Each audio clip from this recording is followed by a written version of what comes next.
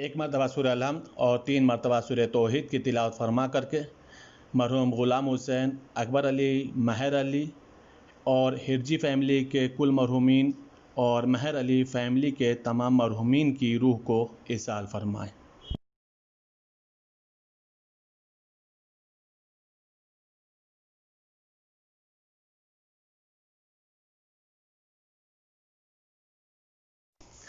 اعوذ باللہ من الشیطان الرجیم، بسم اللہ الرحمن الرحیم۔ ان اللہ وملائکتہ یصلون علی النبی یا ایھا الذین آمنوا صلوا علیہ وسلموا تسلیما۔ اللہم صلی علی محمد وآل محمد، اللہم صلی علی محمد وآل محمد، اللہم صلی علی محمد وآل محمد، عجل فرجہم واحشرنا معاہم۔ روی عن فاطمة الزہراء سلام اللہ علیہا انہا قالت دخل علی برسول اللہ صلی اللہ علیہ وآلہ وسلم فی بعض الایام وقال لی یا فاطمة انی لا اجد فی بدنی ضعفا فقلت له اعوذک باللہ یا ابتی من الضعف فقال یا فاطمة ایتینی بالکساء الیمانی وغطینی بہ۔ قالت فاطمة سلام اللہ علیہا فاتیتہ بالکساء وغطیتہ بہ وسیرت انظر الیہ واذا وجهه یطلع نورا کانہ بدر فی لیلۃ تمامہ وکمالہ۔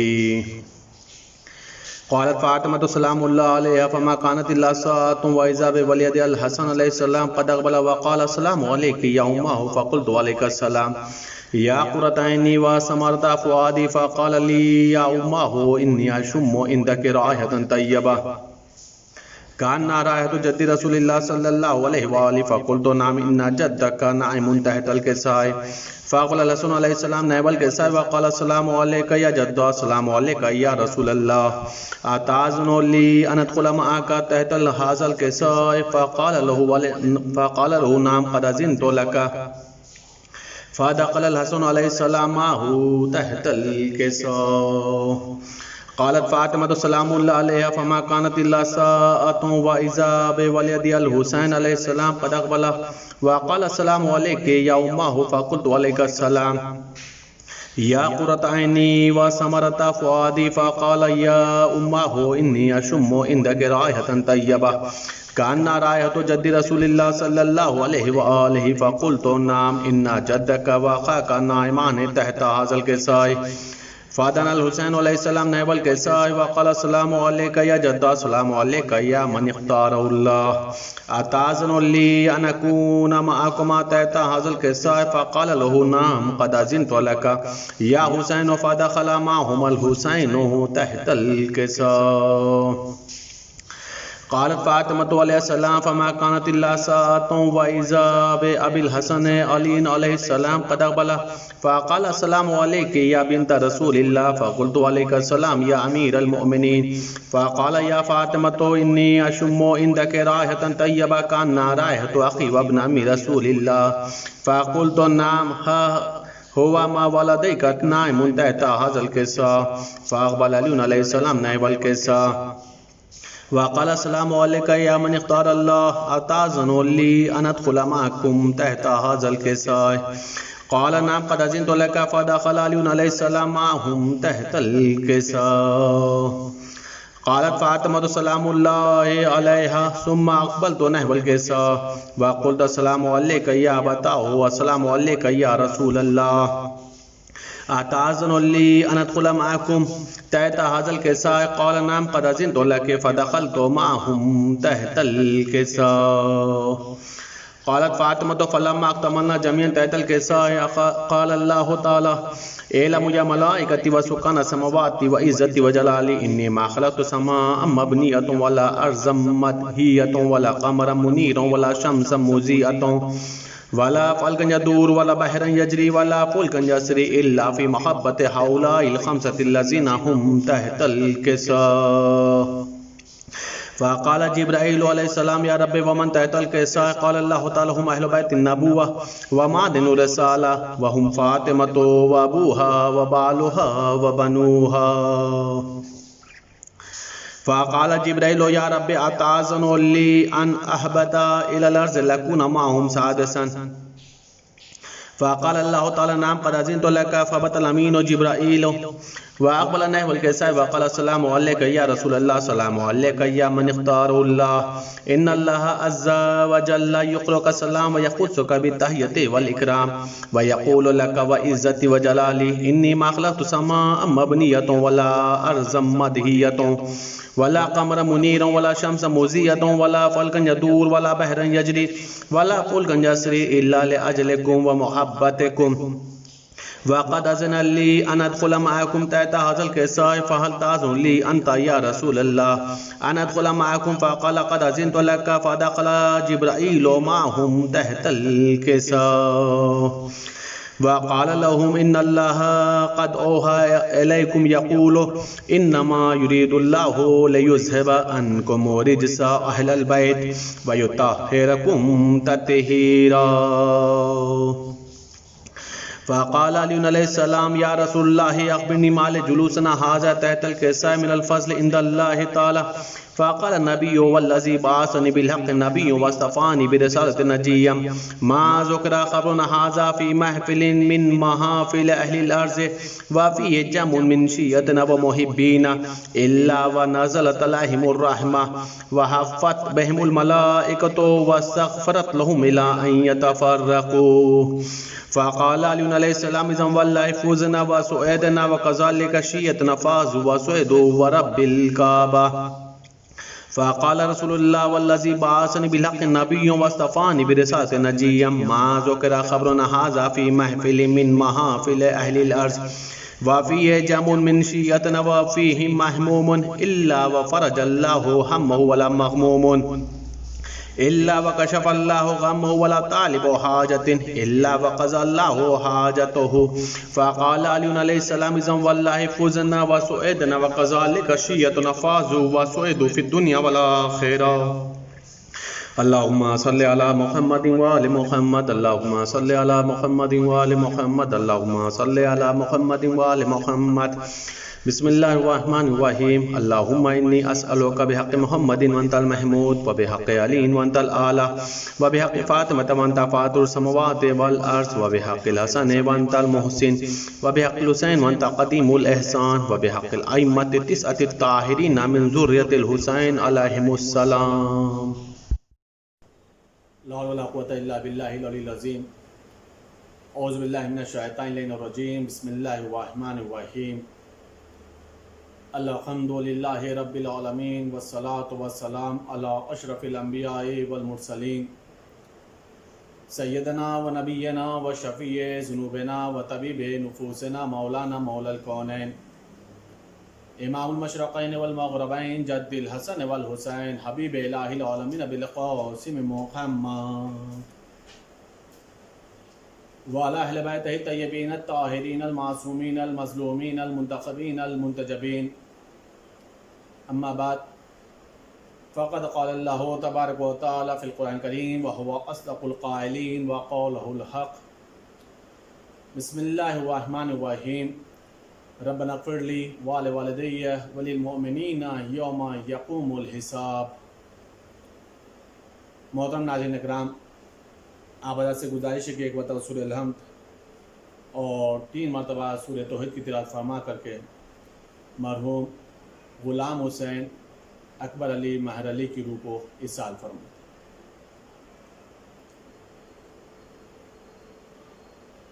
محترم ناظرین اکرام،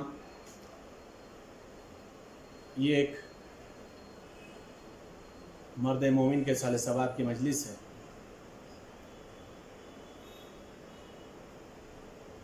اور اسی مناسبت سے میں نے قرآن کریم کی ایک مشہور و معروف آیہ مبارکہ کو سرنامہ سخن قرار دیا ہے کہ جس کے اندر ایک بندے خدا اللہ کی بارگاہ میں دعا کر رہا. یہ آیہ مبارکہ دعائی آیت ہے اور دعا بھی مغفرت کی دعا،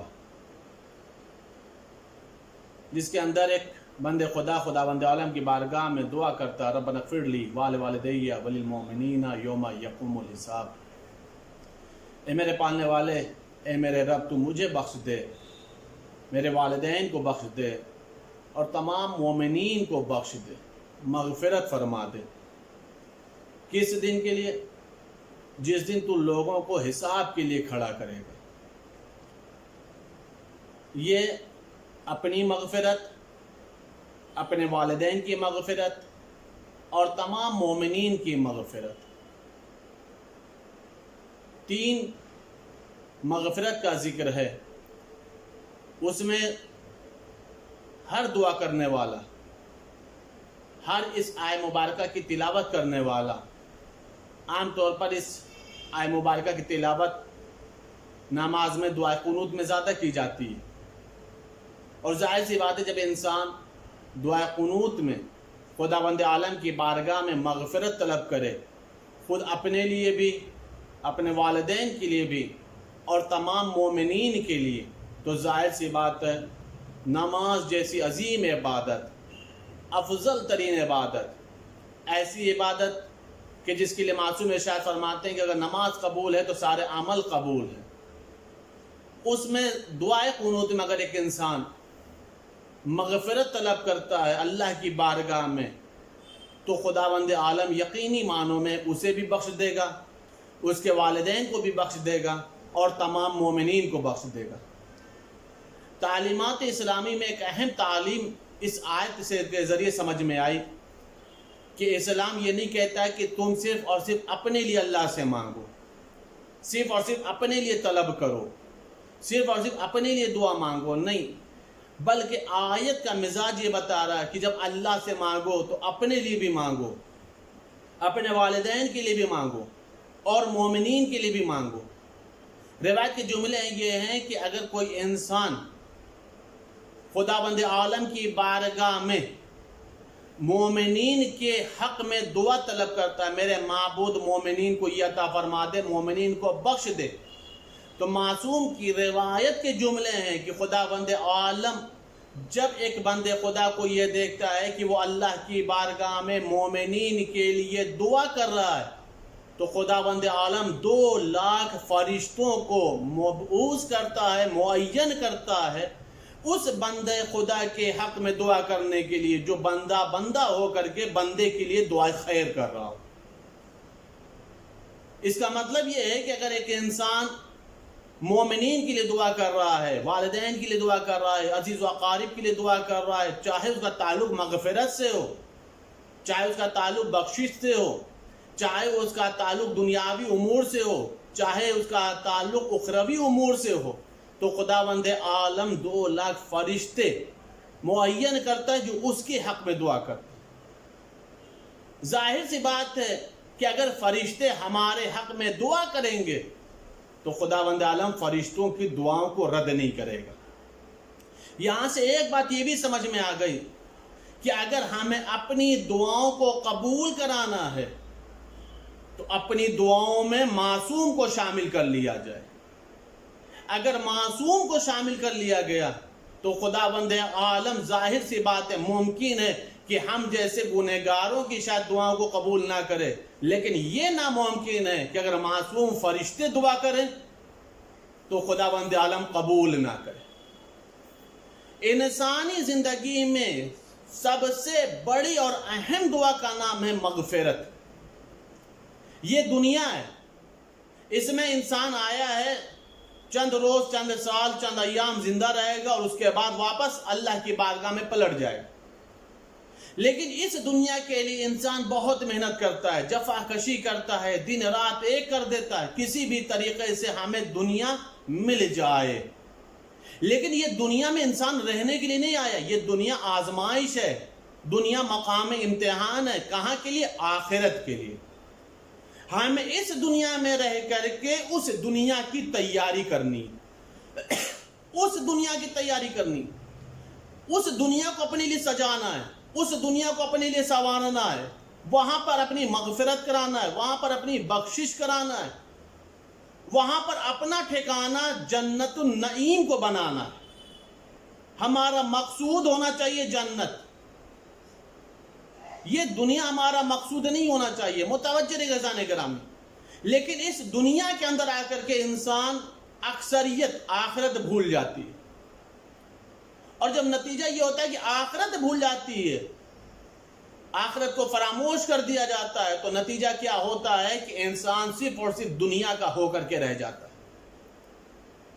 نہیں عزیزان گرامی، آخرت کیا ہے اس بات کو آپ سمجھیں، بہت ہی اہم گفتگو ہے، اس لیے کہ ہمارا مقصد مغفرت ہے، بخشش کرنا، بخشش کروا لینا اللہ کی بارگاہ میں۔ آخرت کیا ہے؟ شیخ عباس قمی رضوان اللہ علیہ کی ایک مشہور و معروف کتاب ہے، ایک مرتبہ انسان کو کوشش کرنا چاہیے کہ ضرور اس کا مطالعہ کرے۔ کتاب کا نام یہ منازل الآخرہ، آخرت کی منزلیں، آخرت میں کہاں کہاں انسان کو روکا جائے گا، کن کن منزلوں پر انسان سے سوال و جوابات ہوں گے۔ جتنی منزلیں ہیں ان کا تمام کا ذکر شیخ عباس قمی رضوان اللہ علیہ نے کیا ہے۔ ایک مرتبہ اس کتاب کو انسان کو چاہیے کہ ضرور پڑھے، اپنی زندگی کو اور آخرت کو سنوارنے کے لیے اہم ترین کتاب ہے، مفید ترین کتاب۔ شیخ عباس قمی کہتے ہیں کہ جب انسان ان منزلوں سے گزرے گا تو ایک ایک منزل پر اسے 1000 سال رکنا ہوگا۔ اب آپ سوچیں، جتنا آسانی سے کہا جاتا ہے کہ جنت میں چلے جائیں گے، اس روایت کو سنیں تب سمجھ میں آئے گا کہ انسان کو کتنی آزمائشوں سے اور کتنی منزلوں سے گزرنا ہے، کتنی مدت تک رہنا ہے، کتنی لمبا پیریڈ ہوگا۔ ایک ایک منزل پر 1000 سال انسان کو وہاں پر رکنا ہوگا، اور اس کے بعد انسان کو اس سے متعلق سوال و جواب کرنا ہے۔ خداوند عالم سوال پوچھنے والا ہوگا، انسان اس کا جواب دینے والا ہوگا۔ اور یہ منزلیں کتنی ہیں؟ 50 منزلیں ہیں۔ کتنا سال ہو گیا؟ 50,000 سال۔ 50,000 سال انسان کو ان منزلوں کو طے کرنا ہے، ان منزلوں کو اوپر کھڑے ہو کے جواب دینا ہے۔ خداوند عالم ان منزلوں پر باز پرس کرے گا، خداوند عالم ان منزلوں پر سوال و جوابات کرے گا، اور انسان کو ان سوالوں کا جواب دینا ہوگا، تب جا کر کے ایک منزل سے دوسری منزل کی طرف وہ عبور کرے گا، تب جا کر کے وہ دوسری منزل سے تیسری منزل تک کا سفر کرے گا، اور یہ سلسلہ چلتا رہے گا، ایک ایک منزل پے در پے۔ اتنا تو انسان کی دنیا میں مدت عمر بھی نہیں ہے، مدت حیات بھی نہیں ہے، لیکن یہ انسان کو اتنا دیر تک کھڑا کیا جائے گا۔ ہر انسان اپنے نفس پر ہاتھ رکھ کر کے، قلب پر ہاتھ رکھ کر کے سوچے، کیا اس نے آخرت کی ان منزلوں کو، آخرت کی ان منزلوں پر کھڑے ہونے کے لیے کیا دنیا میں اس نے اپنے آپ کو آمادہ کیا ہے؟ ان آزمائشوں کو سے گزرنے کے لیے اپنے آپ کو تیار کیا ہے؟ وہاں کے سوال و جواب کے لیے کیا اس نے اپنے آپ کو آمادہ کر لیا ہے؟ اب انسان ان منزلوں سے گزرے گا کیسے؟ ان منزلوں کو کیسے طے کرے گا؟ ان منزلوں کو کیسے وہ عبور کرے گا؟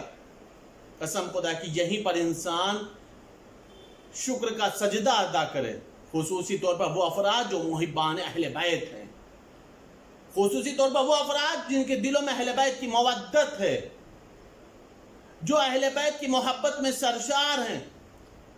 ان منزلوں سے انسان نہیں گزر سکتا تھا، محب اہل بیت بھی نہیں گزر سکتا تھا اگر اہل بیت کی محبت نہ ہو، اگر اہل بیت کا سایہ ہمارے ساتھ نہ ہوتا، اگر اہل بیت کا وجود بابرکت ہمارے ساتھ نہ ہوتا، اگر اہل بیت کا لطف و کرم ہماری زندگی میں شامل حال نہ ہوتا، تو ان چیزوں کو ہم طے نہیں کر سکتے تھے۔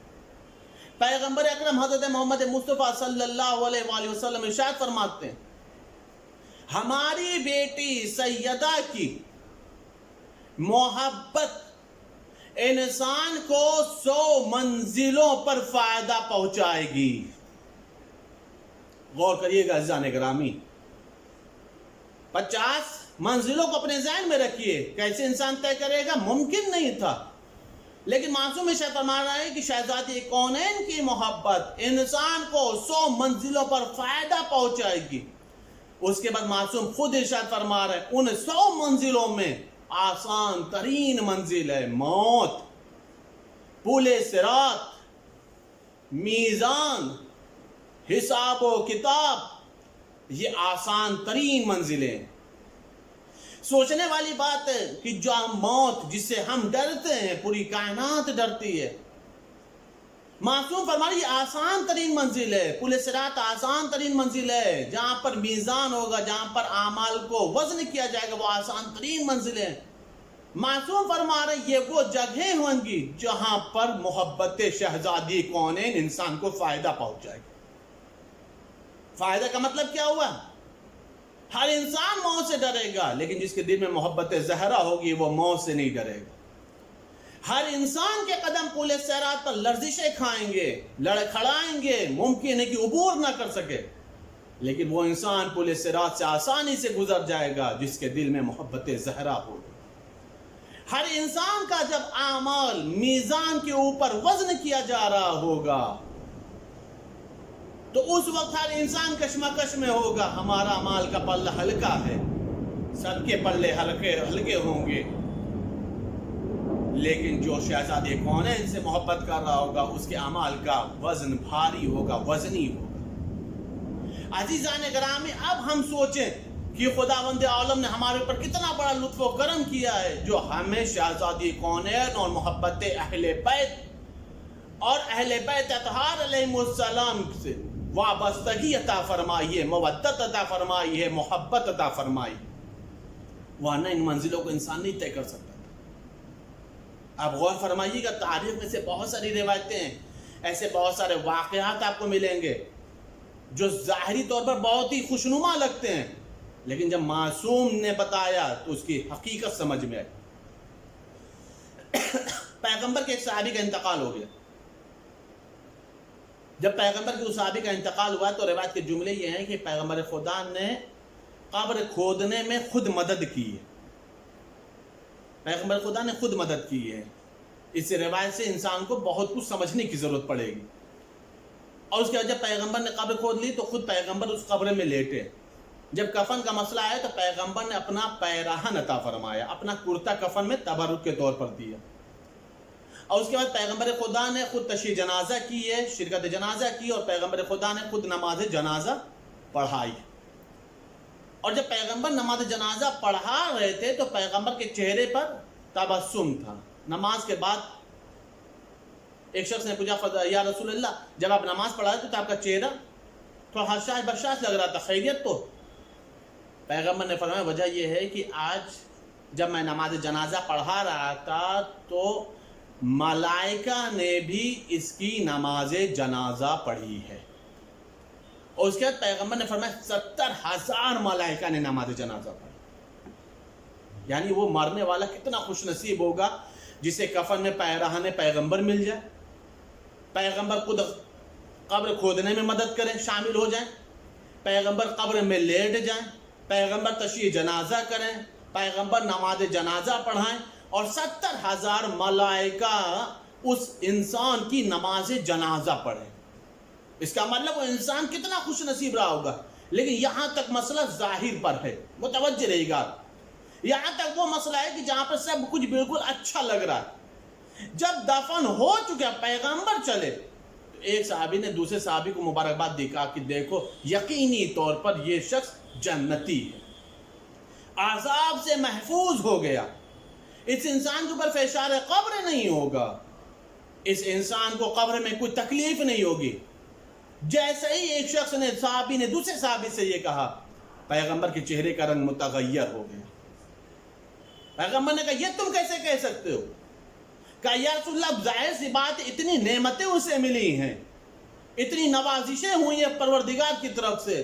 آپ نے کفن میں کپڑا دے دیا، پیراہن دے دیا، آپ نے نماز جنازہ پڑھا دی، 70,000 فرشتوں نے نماز جنازہ پڑھ لی، آپ نے تشییع جنازہ کی ہے. ظاہر سی بات اب اسے کس چیز کی تکلیف ہو سکتی ہے؟ پیغمبر نے کہا تمہیں کیا پتا کہ قبر کے اندر کیا ہو رہا؟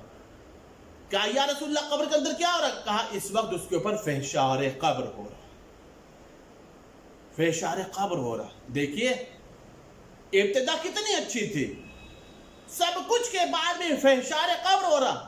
کہا یا رسول اللہ فحشار قبر کیوں ہو رہا؟ اب یہاں پر سمجھنے والی بات آ گئی. پیغمبر نے فرمایا وجہ یہ ہے سب کچھ اس کا اچھا تھا، لیکن اس کا اس کی زوجہ کے ساتھ حسن سلوک نہیں تھا. وہ زوجہ کے مسئلے میں بدخلقی سے پیش آتا تھا. خداوند عالم اسی ایک بدعملی کی وجہ سے اتنی نعمتوں کے بعد بھی اس کو فحشار قبر میں مبتلا کی. آپ نے غور کیا عزیزان گرامی؟ اگر انسان کے ذمے کسی ایک کا بھی کوئی حق رہ جاتا ہے تو انسان فحشار قبر سے محفوظ نہیں رہ سکتا. انسان کے اوپر مصیبتیں آ جاتی ہیں، قبر میں مصیبت آئے گی، برزخ میں مصیبتیں آئیں گی. اسی لیے کہا جاتا ہے کہ انسان جب اس دار فنا کو چھوڑے اور دار بقا کی طرف جائے تو ضرورت اس بات کی ہے کہ وہ حقوق الناس بھی ادا کر کے جائے، حقوق اللہ بھی ادا کر کے جائے، سب کے حقوق سے متعلق سوال ہو. انسان کی وہی موت کامیاب موت ہے، وہی آخرت کامیاب آخرت ہے کہ جب اس کے ذمے کسی کے حق نہ ہو، وہ حقوق کی ادائیگی کے بعد گیا. یہ بہت اہم مسئلہ ہے، یہ بہت اہم مسئلہ ہے، یہ سب کے اوپر آتا ہے. اسی لیے انسان کو چاہیے کہ حقوق کی ادائیگی کے مسئلے میں کوتاہی نہ برتے، جتنا جلدی ممکن ہو سکے جس کے جو حق ہوں، چاہے وہ والدین کے ہوں، زوجہ کے ہوں، بچوں کے ہوں، بھائی کے ہوں، ہمسائے کے ہوں، مومنین کے ہوں، اللہ رسول کے ہوں، اہل بیت اطہار کے ہوں، جتنا جلدی ہو سکے وہ حقوق کی ادائیگی کرتے. اس لیے کہ حق کو ادا کرنے کے لیے ابھی بھی انسان کے پاس زندگی جیسی نعمت موجود ہے. یہ کسی کو نہیں پتا کہ زندگی کا اختتام کب ہے، انسان آخری سانس کب لے گا اور کہاں پر لے گا. عزیزان گرامی، مجلس کے صدقے میں دعا ہے کہ خداوند عالم اس مرحوم کی مغفرت فرمائے، تمام مرحومین کی مغفرت فرمائے. مجلس حسین ایک بہت بڑا اصال ثواب کا ذریعہ ہے. مجلس امام حسین ایک اجر عظیم کا ذریعہ ہے، نعمت عظمیٰ کا ذریعہ کہ جو خداوند عالم عطا فرماتا ہے حسین کے صدقے میں. حسین اس مظلوم کا نام ہے، حسین اس غریب کا نام ہے، حسین اس بے کس و ناتواں کا نام ہے. یہ روایت کے جملے کہ جب امام حسین کی ولادت ہوئی ہے تو خداوند عالم نے جبرائیل کے ساتھ جوخ در جوخ ملائکہ کو بھیجا ہے پیغمبر کو مبارکباد دینے کے. اور جہاں پیغمبر کو مبارکباد دی گئی ہے وہیں پیغمبر کو جبرائیل نے خبر شہادت حسین بھی سنائی کہ آپ کا یہ نواسا، آپ کا یہ لال، آپ کا یہ لخت جگر، آپ کا یہ نور نظر کربلا میں رولا رولا کے قتل کیا جائے گا، کربلا میں رولا رولا کے ذبح کیا جائے گا. اللہ کو حسین کی شہادت کے سلسلے سے شاید ہی کوئی دن ہوتا ہو کہ جس دن پیغمبر کے پاس، شہزادی کونین کے پاس حسین کی شہادت سے متعلق گفتگو نہ ہوتی. شاید ہی کوئی روز خالی رہا ہو، ہر روز امام حسین کی شہادت پر گفتگو ہوتی تھی.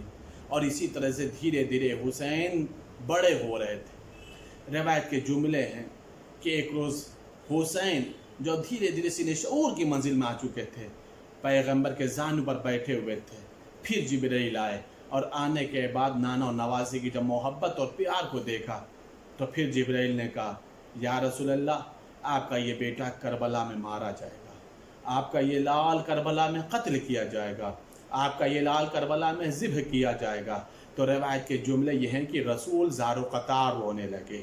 جبرائیل چلے گئے لیکن رسول کو روتا ہوا دیکھ کر کے ایک مرتبہ شہزادی کونین نے پوچھا، مولا علی نے پوچھا، بابا یا رسول اللہ آخر آپ کی آنکھوں میں اشک کیوں آ گئے؟ رسالت میں آپ نے فرمایا جبرائیل آئے تھے اور حسین کی خبر شہادت سنا رہے تھے. عزادار و روایت بتا رہی کہ ایک مرتبہ رسول کو روتا ہوا حسین نے دیکھا، ایک مرتبہ اپنی آنکھوں کو بلند کیا اور بلند کرنے کے بعد کہا یا رسول اللہ، اے نانا جان یہ بتائیے جب میں غربت میں مارا جاؤں گا، جب میں غربت میں مارا جاؤں گا تو میرے اوپر روئے گا کون؟ پیغمبر نے پوری داستان بتا دی، پیغمبر نے پورا واقعہ بیان کر دیا. تو ایک مرتبہ حسین جو ابھی بہت ہی چھوٹے ہیں پیغمبر سے ایک سوال کرتے, یا رسول اللہ, اے میرے نانا جان یہ بتائیے آپ میرے عزاداروں کو میری مصیبت پر رونے کے صلہ میں کیا دیں گے؟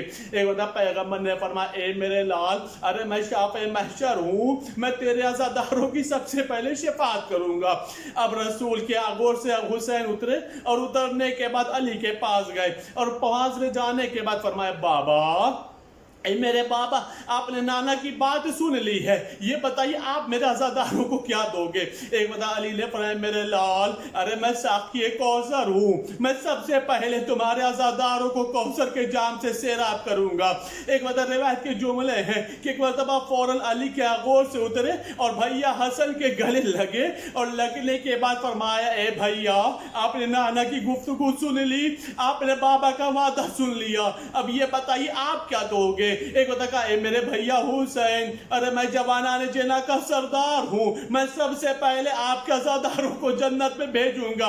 اب روایت کے جملے ہیں, ہر جگہ حسین قدموں سے گئے تھے, لیکن جیسے ہی ماں کو دیکھا ہے تو زمین پر بیٹھ گئے اور گھٹنیوں چلتے ہوئے گئے اور ماں کے سینے سے لپٹ گئے اور لپٹنے کے بعد کہا, اماں, آپ نے نانا کی بات سن لی, بابا کا وعدہ سن لیا, بھیا کا وعدہ سن لیا, اے مادر گرامی یہ بتائیے آپ کیا دو گی؟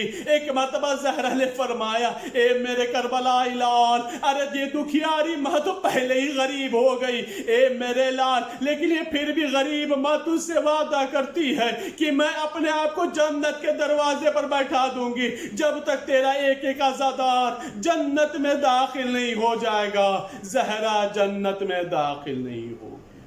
سیعلم الذین ظلموا ای منقلب ینقلبون ان للہ و انا الیہ راجعون. گزارش ہے مدد سورہ الحمد 3 مرتبہ سورہ توحید تلاوت فرما کر کے مرحوم غلام حسین اکبر علی مہر علی کی روح کو احسان فرما. زیارت عاشورہ. السلام علیکم یا ابا عبداللہ, السلام علیکم یا ابن رسول اللہ, السلام علیکم یا ابن امیر المؤمنین و ابن سید الوسیین, السلام علیکم یا ابن فاطمہ الزہراء سیدۃ النساء العالمین, السلام علیکم یا صار اللہ و ابن صارہ والوتر الموتور, السلام علیکم وعلی الارواح التي حلت بفنائک, علیکم منی جمیعا سلام اللہ ابدا ما بقیت و بقی اللیل والنہار. یا ابا عبداللہ, لقد عظمت الرزیۃ وجلت وعظمت المصیبت بک علینا وعلی جمیع اہل الاسلام, وجلت وعظمت مصیبتک فی السماوات علی جمیع اہل السماوات, فلعن اللہ امة اسست اساس الظلم والجور علیکم اہل البیت, ولعن اللہ امة دفعتکم عن مقامکم وزالتکم عن مراتبکم التي رتبکم اللہ فیہا, ولعن اللہ امة قتلتکم, ولعن اللہ المماحدین لهم بالتمکین من قتالکم, برئتو الى اللہ و الیکم منہم ومن اشیائهم واتباعهم واولیائهم. یا ابا عبداللہ, انی سلم لمن سالمکم وحرب لمن حاربکم الى یوم القیامہ, ولعن اللہ علی زیاد وعلی مروان, ولعن اللہ بن امیہ قاطبہ, ولعن اللہ ابن مرجان, ولعن اللہ عمر ابن سعد, ولعن اللہ شمرن, ولعن اللہ امة اسرجت والجمت وتنقبت وتحیات لقتالک. بے ابی انت و امی لقد عظم مصابی بک, فاسأل اللہ الذی اکرم مقامک واکرمنی بک ان یرزقنی طلب السارک مع امام منصور من اہل بیت محمد صلی اللہ علیہ وآلہ. اللہم اجعلنی عندک وجیہا بالحسین علیہ السلام فی الدنیا والآخرہ. یا ابا عبداللہ, انی اتقرب الی اللہ ولرسولہ والی امیر المومنین علیہ السلام والی فاطمۃ الزہراء والی الحسن علیہ السلام والیک بموالاتک وبالبراءۃ ممن قاتلک ونصب لک الحرب وبالبراءة ممن أسس أساس الظلم والجور عليكم وأبروا إلى الله ولرسوله ممن أسس أساس ذلك وبنى عليه بنيان وجرى في الظلم والجور عليكم ولا أشياءكم برئتوا إلى الله وإليكم منهم وتقربوا إلى الله ثم إليكم بموالاتكم وموالاة وليكم وبالبراءة من أعدائكم والناصبين لكم الحرب وبالبراءة من أشيائهم وأتباعهم وأوليائهم. انی سلم لمن سالمکم وحرب لمن حاربکم وولی لمن والیکم ودو لمن عاداکم, فاسأل اللہ الذی اکرمنی بمعرفتکم ومعرفت اولیائکم ورزقنی البراءة من اعدائکم ان یجعلنی معکم فی الدنیا والآخرہ. وأن يثبت لي عندكم قدم صدق في الدنيا والآخرة وأسأله أن يبلغني المقام المحمود الذي لكم عند الله وأن يرزقني طلب الصار مع إمام المهدي زاهد ناطق بلقط منكم وأسأل الله بحقكم وبالشان الذي لكم عنده أن يؤتيني بمصابكم أفضل ما يؤتي مصابا بمصيبته مصيبة ما أعظمها وأعظم رزيتها في الإسلام وفي جميع السماوات والأرض. اللهم اجعلني في مقامي هذا ممن تنال منك صلوات ورحمة ومغفرة. اللهم اجعل محياي محيا محمد وآل محمد ومماتي ممات محمد وآل محمد صلواتك وسلامك عليهم أجمعين. اللهم إن هذا يوم تباركت به بنو أمية وابن عاقلة الأكباد اللين ابن لين على لسانك ولسان نبيك في كل موت وموقف وقف في نبيك. اللهم الآن أبا سفيان ومعاوية بن أبي سفيان ويزيد بن معاوية بن أبي سفيان عليهم منك لعنة بدل العابدين. وهذا يوم فرحت به آل زياد وآل مروان بقتل الحسين صلوات الله عليه. اللهم فضاعف عليهم اللعنة منك والعذاب الأليم. اللهم إني أتقرب إليك في هذا اليوم وفي موقفي هذا وأيام حياتي بالبراءة منهم واللعنة عليهم وبالموالاة لنبيك ولنبيك عليه وعليهم السلام. اللهم الآن أول ظالم ظلم حق محمد وآل محمد وآخر التابل ولا ذلك. اللهم الآن الإصابة التي جاءت الحسين عليه السلام وشايت وبايت وتابت على قتله. اللهم الآنهم جميعا. السلام عليك يا أبا عبد الله وعلى الأرواح التي حلت بفنائك. عليك مني سلام الله أبدا ما بقيت وبقي الليل والنهار ولا جعله الله آخر العهد مني لزيارتكم.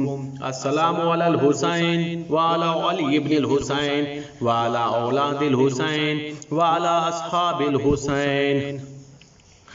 اللهم خص أنت أول ظالم باللعن مني وابدأ بي أولا ثم الأنصاني والثالث والرابع. اللهم لن يزيد ابن معاوية خامسا والآن عبد الله بن زياد وابن مرجانة وعمر بن سعد وشمرا وآل أبي سفيان وعلى زياد وعلى مروان إلى يوم القيامة. سجدے میں جائیں. اللهم لك الحمد حمد الشاكرين لك على مصابهم. الحمد لله على عظيم رزيتي. اللهم ارزقني شفاعة الحسين عليه السلام يوم البرود وثبت لي قدم صدق عندك مع الحسين عليه السلام وأصحاب الحسين عليه السلام الذين بذلوا موجهم دون الحسين عليه السلام.